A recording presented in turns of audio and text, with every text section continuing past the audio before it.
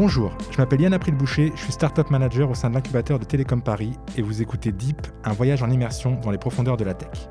Nous allons découvrir ensemble l'envers des technologies que l'on utilisera tous demain en rencontrant les entrepreneurs qui se cachent derrière les machines. C'est assez évident que depuis plusieurs années, on voit de plus en plus d'étudiants lancer des projets de start-up. Bien souvent, c'est plutôt dans les écoles de commerce que ça se passe, mais ça reste bien plus rare quand on parle de lancer un projet très tech pendant ses études. Et dans les grandes écoles d'ingénieurs aujourd'hui, on est encore loin de produire des armées de start-upers.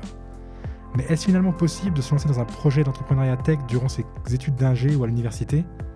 Et est-ce que les étudiants / futurs entrepreneurs sont suffisamment formés ne serait-ce qu'à innover ? C'est ce qu'on va essayer de comprendre en rencontrant d'abord Timothée Lequen, fondateur et CEO d'Energy Square, startup qu'il a cofondée en 2015 et qui a commencé comme un projet d'études. On échangera ensuite avec Rémi Magnac, professeur à l'école polytechnique, au sujet de la formation des futurs ingénieurs sur ces sujets d'innovation et d'entrepreneuriat. Commence donc avec toi, Timothée. Merci d'être avec nous. Merci Yann. Est-ce que tu peux commencer par nous raconter un peu ton histoire et la création d'Energy Square ? Parce que je parlais que c'était un projet qui a commencé en tant qu'étudiant, c'est ce qui va nous intéresser aujourd'hui. Donc voilà, partir un peu de tes études et de la création du projet. Tout à fait. Donc Energy Square, c'est un projet étudiant effectivement qui est né en 2013 pendant nos études avec mon associé Daniel à Télécom Paris. Et donc cette année-là, on participait à un prix étudiant qui s'appelait le prix Art Sciences et dont l'idée était de mettre sur des groupes de travail en commun des ingénieurs et des designers.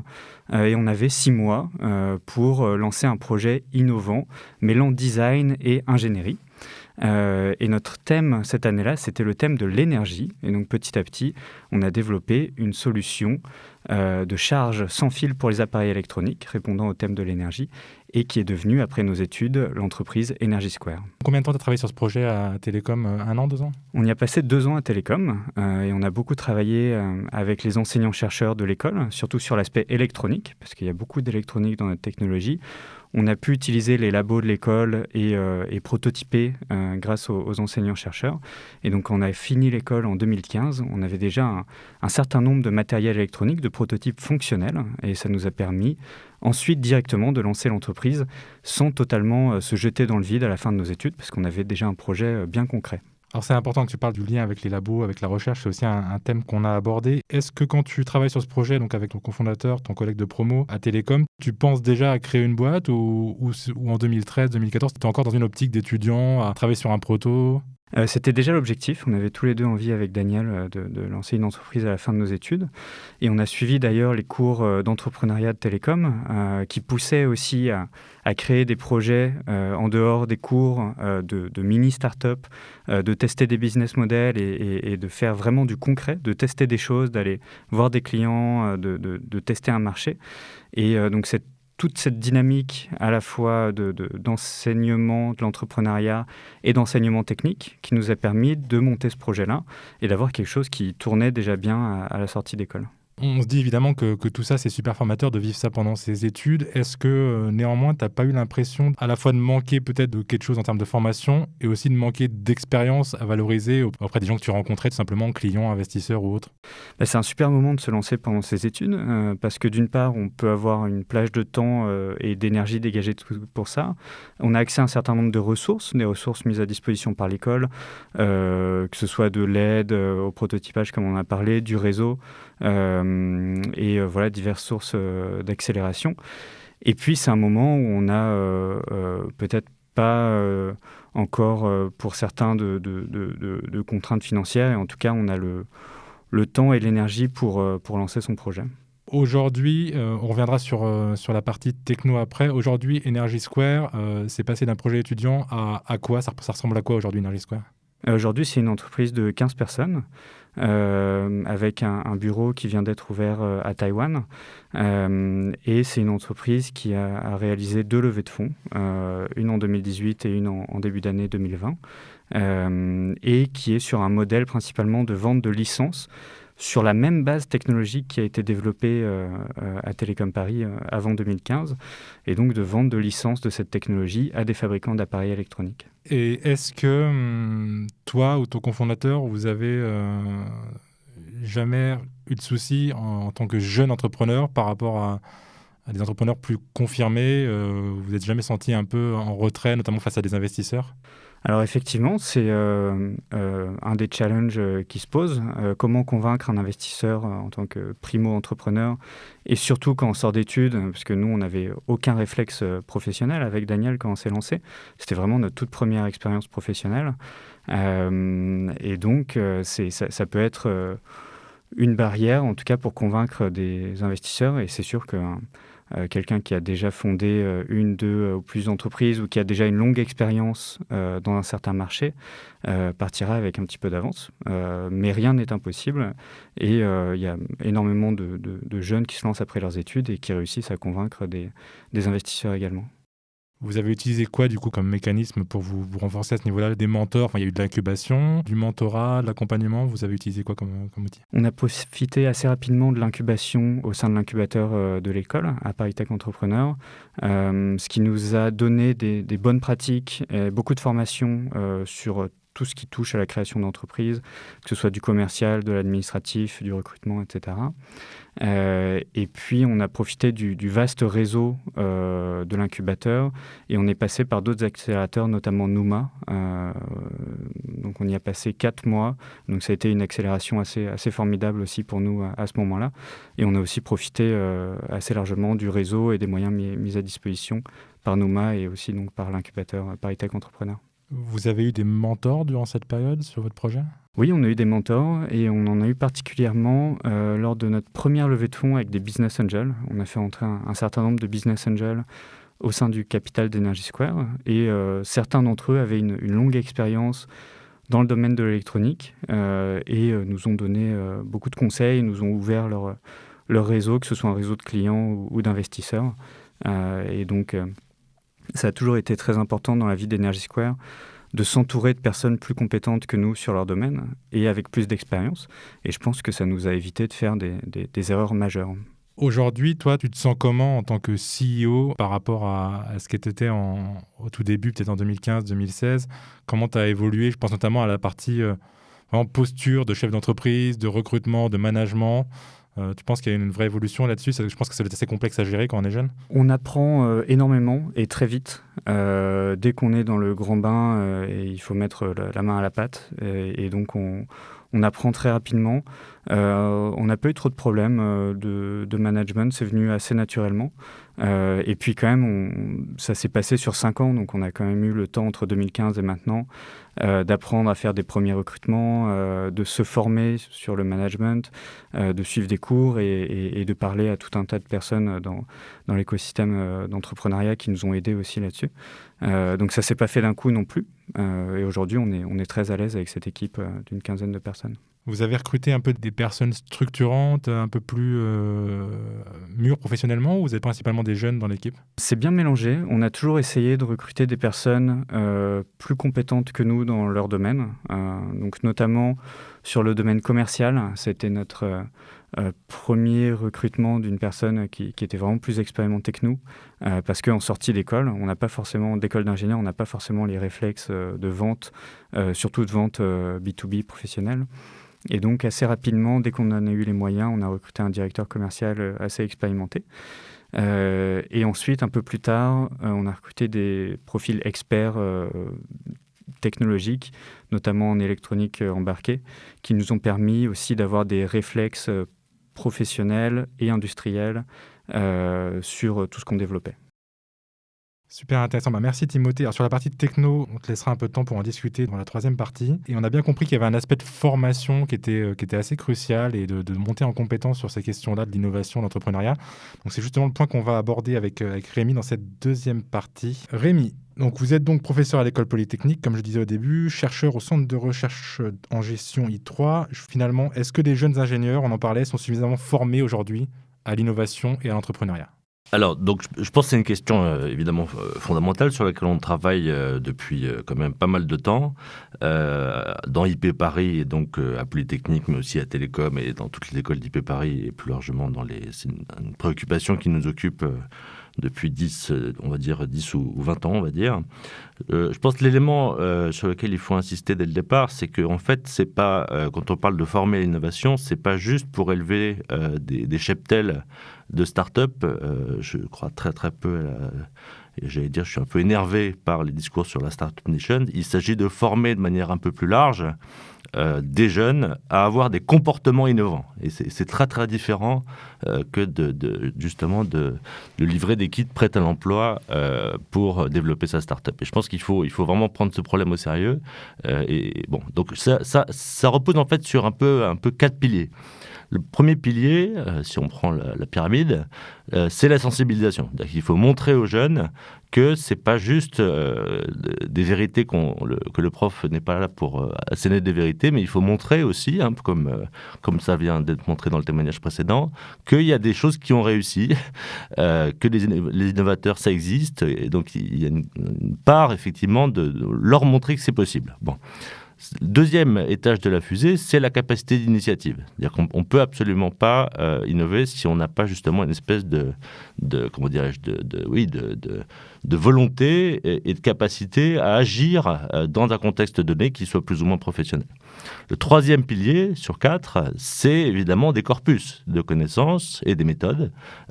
Si on n'a pas ça, effectivement, ça vient d'être souligné sur la formation à l'entrepreneuriat, mais aussi, par exemple, à la gestion de projet, mais aussi, par exemple, aux stratégies d'innovation, etc. Donc, il y a tout un corpus théorique et méthodologique qui s'est développé depuis une trentaine ou une quarantaine d'années. Et il s'agit d'acquérir ces trucs-là. Et le quatrième étage de la fusée, évidemment, c'est la création de parcours intégrés qui intègrent à la fois une dose théorique et une dose et de mêler finalement ces théories avec une action, alors que ce soit dans une start-up ou dans un grand groupe, hein, j'insiste là-dessus, de mêler finalement à la fois théorie et pratique dans des parcours de formation intégrés. Donc je pense que sur ces variables-là, on a effectivement fait pas mal de progrès. Hein. Quand je dis c'est globalement les écoles d'IP Paris et Polytechnique et Télécom.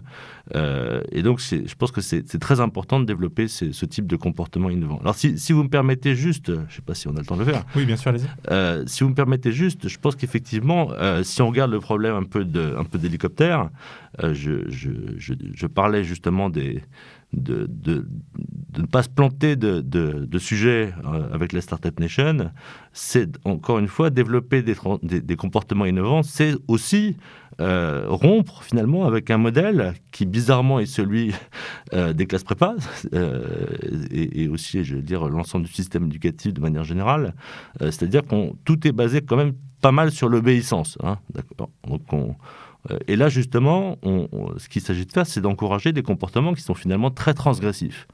Alors, il ne s'agit pas d'être transgressif pour être transgressif, sinon on va élever des générations de contestataires, et ce n'est pas le but. Mais il faut justement développer une espèce de pensée critique chez les étudiants. Alors, évidemment, ça veut dire quoi ? Ça veut dire concrètement que ça touche toutes les matières. C'est-à-dire que pour pouvoir effectivement,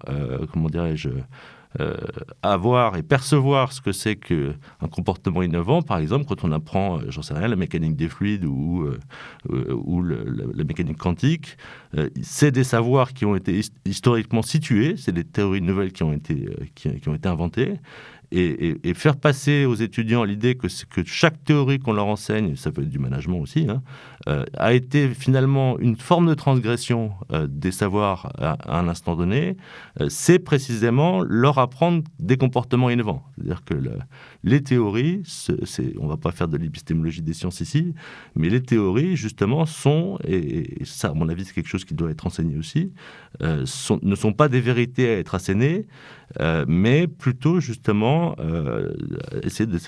Et je pense que du coup, ça concerne un peu l'ensemble des professeurs et pas simplement les profs en innovation de manière un peu stricto sensu, mais c'est que les profs doivent montrer que justement les gens ont été innovants dans le passé et chaque théoricien finalement a été innovant justement par ses actions. C'est super intéressant cette vision globale de la formation et pas seulement du coup à l'innovation et à l'entrepreneuriat. Est-ce que vous auriez des exemples plus concrets de ce qui se passe dans les écoles d'IP Paris, en l'occurrence plutôt à Polytechnique, des exemples que les ingénieurs peuvent trouver quand ils vont faire leur formation à Polytechnique? Là encore, je pense qu'il ne faut pas s'arrêter forcément à l'instant T. Je pense que l'école polytechnique, mais c'est évidemment pas la seule, mais particulièrement, je trouve, dans cette école, encourage l'esprit critique. Et ce, depuis sa naissance, en fait. Et je pense que c'est effectivement une des rares écoles qui l'a fait et qui essaie de le faire perdurer jusqu'aujourd'hui. C'est effectivement il y a une très très forte composante sur le développement de cet état d'esprit. Mais bon, je ne vais pas vous mentir ou faire trop de pub. L'effort explicite finalement pour générer ce type de comportement innovant est finalement assez récent, quoi. Je disais tout à l'heure une vingtaine d'années. C'est vrai que l'école a commencé, au-delà de cet esprit critique un peu général, à prendre le problème au sérieux. Finalement, c'est venu bizarrement du réseau des anciens. Ce sont eux qui ont été confrontés au quotidien à la nécessité d'innover et qui ont vu un peu le hiatus qu'il y avait entre une formation très scientifique extrêmement poussée et effectivement la nécessité, quand on arrive à un poste ou qu'on soit dans une entreprise ou quand effectivement on rejoint une start-up, on est confronté à la nécessité d'innover. Donc il y avait une espèce de hiatus entre les deux.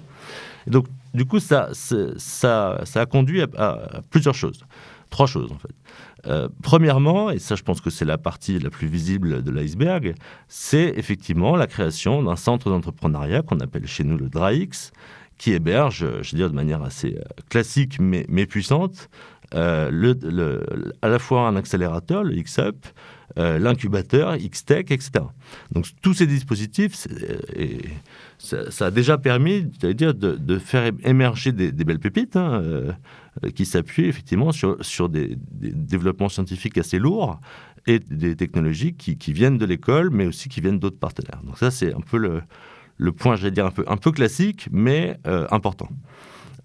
Deuxième point, la création, et je pense que c'est pas tous les 4 matins que l'école polytechnique crée un département d'enseignement.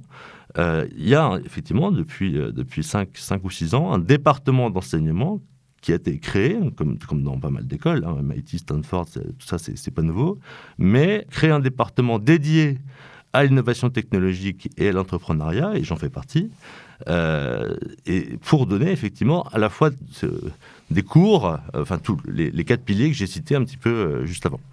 Donc ça, c'est effectivement un acte très fort de créer ce type de département.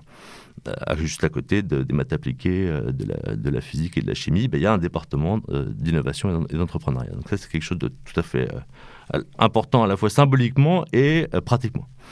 Et puis, effectivement, alors là, je renverrai effectivement à ce que j'ai vu et à la fois à Télécom et à l'X, sur les 4 piliers que je citais tout à l'heure, il y a effectivement des dispositifs un peu plus spécifiques qui sont, à Télécom, ça doit correspondre au projet Pacte, par exemple. C'est des projets scientifiques collectifs qui demandent aux étudiants de partir d'un cahier des charges suffisamment, j'allais dire, à la fois ouvert et fermé, et pour construire en équipe. Et le principe de fonctionner en équipe est très important pour des populations qui ont vraiment été habituées à j'allais dire, à être un peu solitaire face à sa copie en prépa. Là, c'est du travail d'équipe.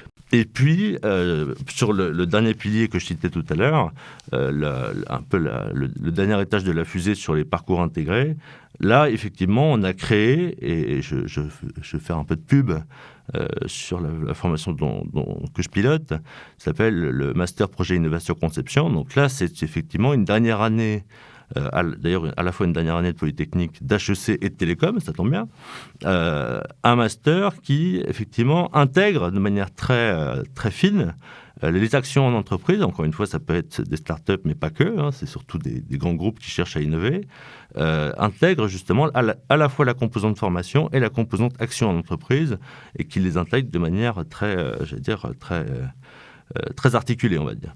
Donc effectivement, on pourrait se dire que c'est super, que tout est rodé, etc. Mais en fait, évidemment, pas du tout, quoi. C'est-à-dire que donc il y a des pépites qui émergent des incubateurs, oui, certes, mais en fait, rien n'est prévisible. C'est-à-dire que c'est pas isomorphique, quoi. Donc l'innovation, heureusement, elle peut venir de toutes parts, et c'est pas parce qu'on a un dispositif d'entrepreneuriat avec un accélérateur que l'innovation peut pas naître d'un autre type de dispositif. Donc c'est un peu le bazar, mais ce bazar, il est quand même un minimum structuré, quoi. Du coup, avec toutes ces nouvelles méthodes d'apprentissage, ces nouveaux projets, est-ce que vous sentez une évolution dans la mentalité des jeunes ingénieurs quand ils ont un choix à faire en début de carrière? On parlait un choix un peu grand compte, start-up, qui a un peu évolué, j'imagine, depuis quelques années. Est-ce que ça vous sentez qu'il y a des changements?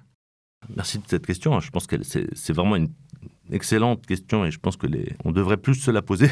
Il y a 20 ans, il y avait une espèce de fuite des cerveaux, à la fois dans les écoles de commerce et dans les écoles d'ingénieurs, vers le monde de la finance. Parce que ça rapportait beaucoup, il y avait des lumières, des paillettes, etc. Et il y a 5 ans, les cerveaux, cette fois-ci, ils filaient non pas vers la finance, mais vers les GAFA, qui promettaient aux ingénieurs de venir un peu s'amuser sur des technologies un peu dingues. Et donc ça attirait vraiment beaucoup, et puis ça payait très, très bien.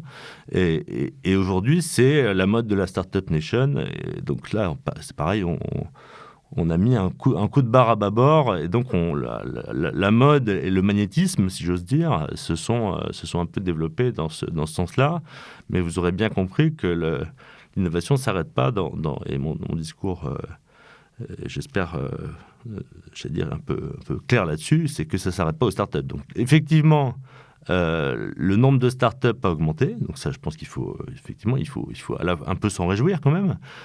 Mais faut faire gaffe aux dégâts que ce type de discours un peu, j'allais dire, grandiloquent et dominateur et monolithique crée. C'est-à-dire que moi, je me souviens très très bien de discours qui disaient que, grosso modo, si à 22 ans, tu n'as pas monté ta boîte, tu as un peu raté ta vie, pour paraphraser une phrase célèbre. Alors, les grands groupes et l'innovation dans les grands groupes, c'est beaucoup plus compliqué. C'est-à-dire que, effectivement, ils ont cru pendant de nombreuses années qu'il suffisait de faire un peu la danse du ventre dans les écoles et de filer un peu de fric aux associations pour pouvoir attirer les talents. Donc ça, ils y ont cru, ça a marché, mais le torchon quand même est largement en train de brûler. C'est-à-dire qu'aujourd'hui, vraiment, il y a des grandes entreprises qui ont vraiment du mal à recruter des talents.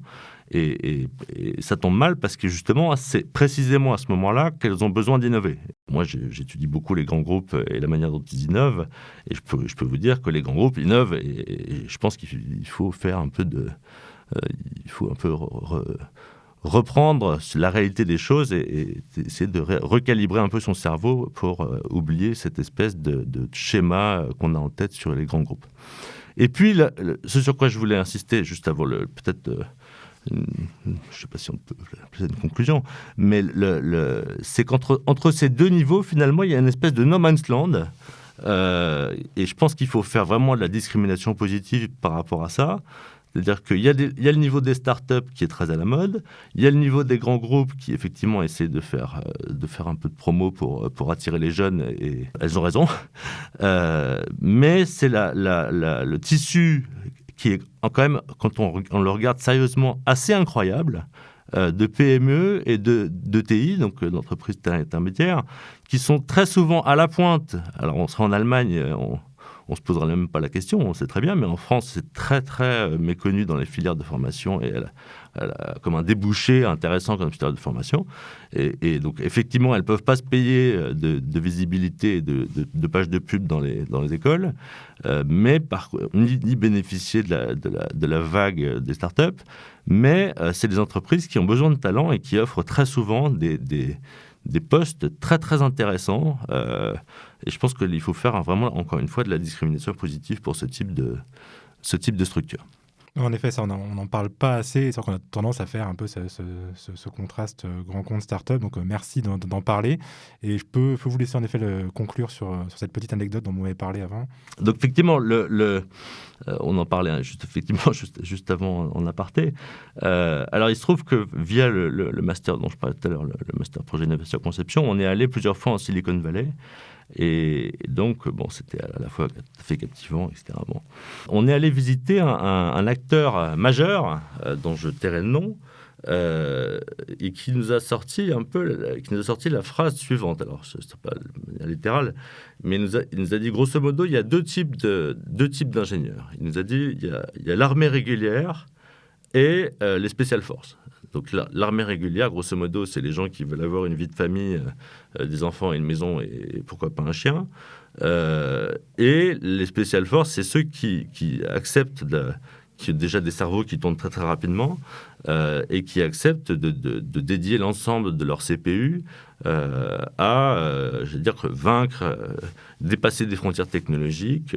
Voilà, donc Tesla, Google, les GAFA, etc. Donc, ils sont évidemment très très fanats de ce type de profil. Et il a dit, nous, on ne recrute pas des gens de l'armée régulière, on recrute que des special forces. Alors, cette phrase-là, moi, m'a marqué. C'est une phrase, évidemment, qui est éminemment choquante, je trouve.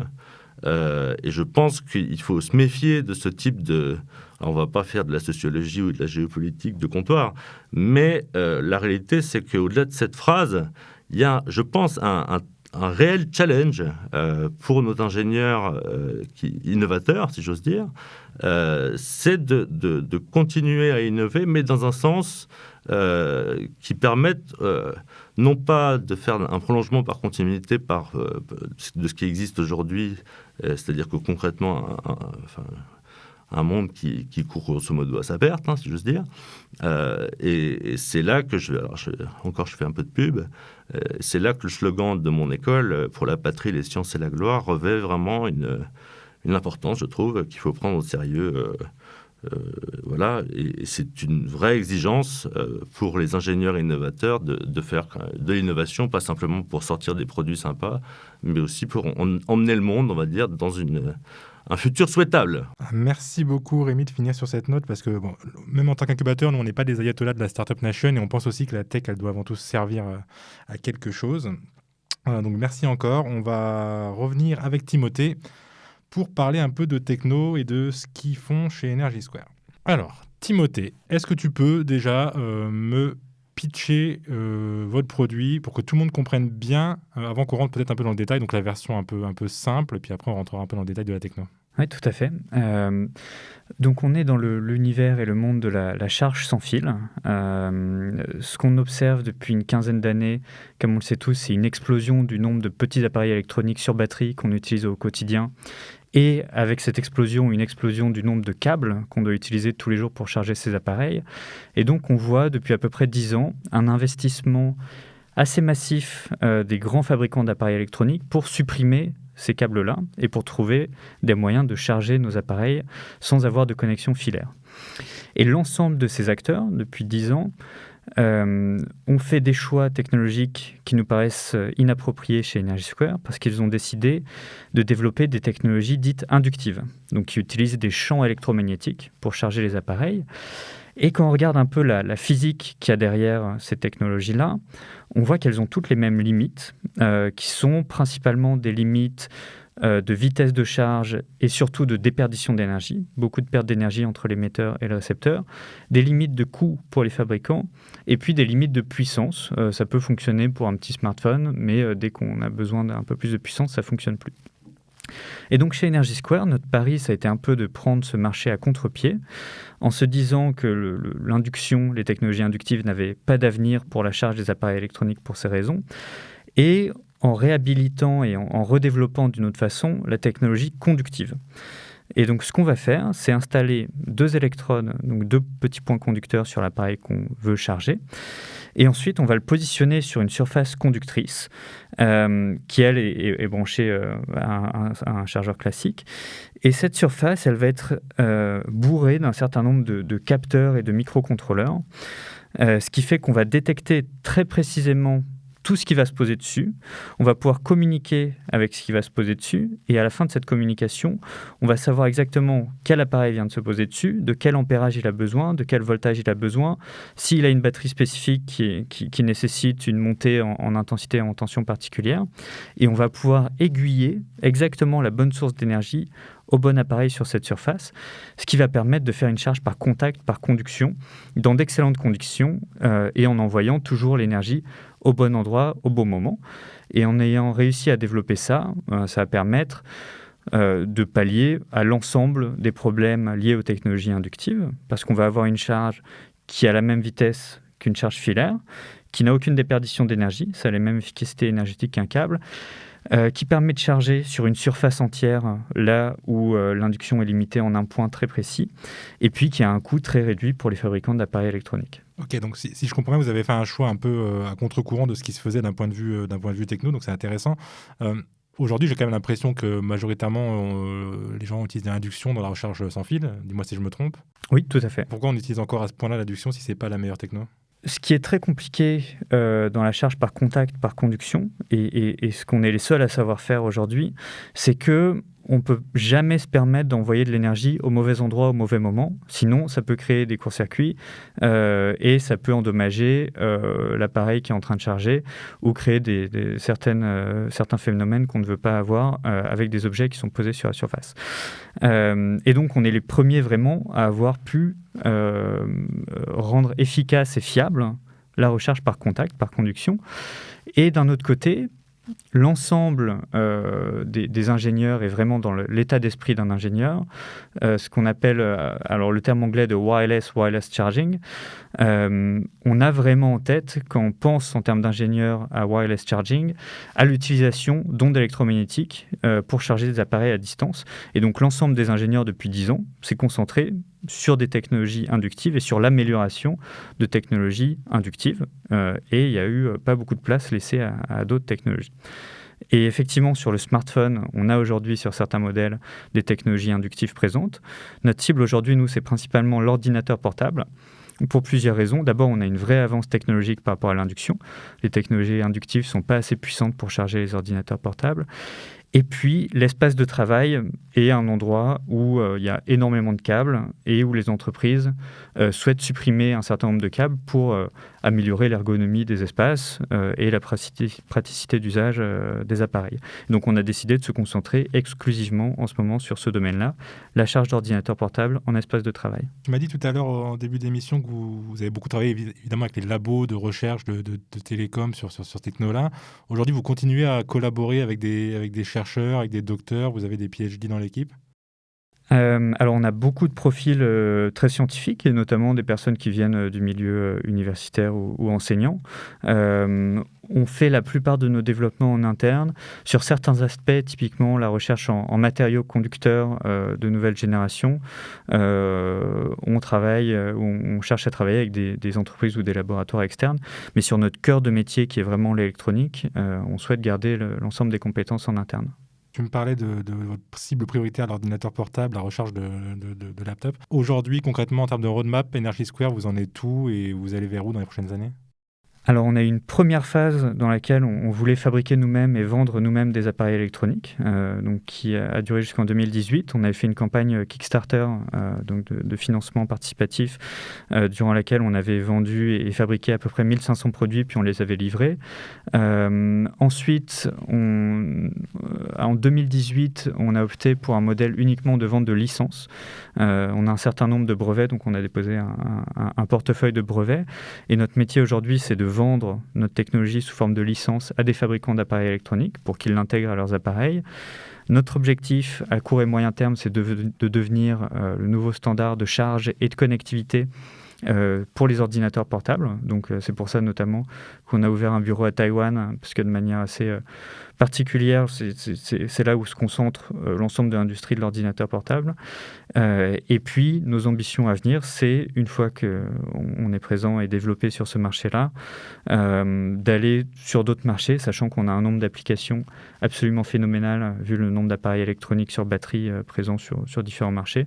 Donc, on a bien sûr les appareils grand public, smartphones, tablettes, cigarettes électroniques, casques sans fil, etc. Et les appareils professionnels, ça peut aller de la perceuse dans un garage à la tablette qui va servir à faire des répertoires dans un entrepôt, par exemple. Ok, et vos principaux clients aujourd'hui, c'est qui ? Alors, on a eu la chance de signer un partenariat technologique avec Lenovo l'an dernier. Donc, on a présenté des premiers produits au CES de début d'année 2020 avec eux, embarquant la technologie. Et puis, on a un certain nombre de projets en ce moment avec cette entreprise. On est en test avec aujourd'hui l'ensemble de l'industrie de l'ordinateur portable, que ce soit les OEM. Alors, les OEM, c'est les marques qu'on connaît bien, qu'on va acheter pour soi ou dans le cadre professionnel. Et les ODM. Les ODM, ce sont les industriels qu'il y a derrière, qui vont assembler les ordinateurs portables ou n'importe quel appareil et qui vont posséder les usines. Et ce sont des entreprises qu'on ne connaît pas du tout du grand public et qui, elles, sont principalement basées à Taïwan. Ok, je te remercie. Alors, j'ai une dernière question pour toi, la question bonus en général. À ton avis, c'est quoi pour toi la techno du futur ou la techno qui est en train d'émerger, qui va vraiment révolutionner notre quotidien? Alors, ça peut être celle que tu veux, peut-être la tienne. Et à l'inverse, est-ce qu'il y a une techno ou une évolution technologique qui te fait un peu peur ou qui te semble un peu inutile? Alors moi, une techno que j'adorerais voir sur le marché, mais on l'aura peut-être pas avant au moins 50 ans, c'est celle de la fusion nucléaire. Voilà, il y a des projets importants en France et qui allient des grands acteurs internationaux. Et je pense que c'est le projet qui peut tout changer si on y arrive, voilà, en termes de dérèglement climatique, d'émissions de gaz à effet de serre, etc. Et je pense qu'on a raison d'investir assez massivement sur le développement de ce type de technologie. Et des technologies qui me font peur, bien sûr, je pense comme un peu tout le monde, assez effrayé ou au moins j'essaye de faire attention à tout ce qui est utilisation des données personnelles. Je pense qu'on commence à prendre un bon virage en Europe avec les RGPD, qui a été un marqueur quand même assez fort dans ce cadre-là. Mais voilà, toutes les technologies de surveillance de masse et de données personnelles qui peuvent se retrouver entre de mauvaises mains, c'est quelque chose dont on doit faire attention en tant qu'ingénieur. Ok, super. Merci beaucoup Timothée. Merci encore Rémi d'avoir été avec nous. Bon, pour conclure cet épisode, on n'est pas vraiment sûr qu'entreprendre pendant ses études, c'est forcément idéal. Ni même que les étudiants ingénieurs sont suffisamment formés pour ça. Mais ce qui est certain, c'est que si vous en avez envie, il n'est jamais trop tôt ou même trop tard pour se lancer dans l'aventure de l'entrepreneuriat. Il y a des tas de bonnes idées que l'on met encore certainement de côté parce qu'on se pense trop jeune, pas assez expérimenté, ou même qu'on a peur de se lancer tout simplement. Et pour ça, la solution, c'est pas de mettre son projet de côté en se disant que c'est pas le moment. La solution, c'est de s'entourer et de se lancer. Entourez-vous, faites-vous accompagner, faites-vous conseiller, mais lancez-vous. Et si c'est pas forcément le bon moment, sachez aussi qu'on peut innover et entreprendre aussi pendant et après une longue carrière. Ce sera l'objet d'un prochain épisode de Deep. À bientôt.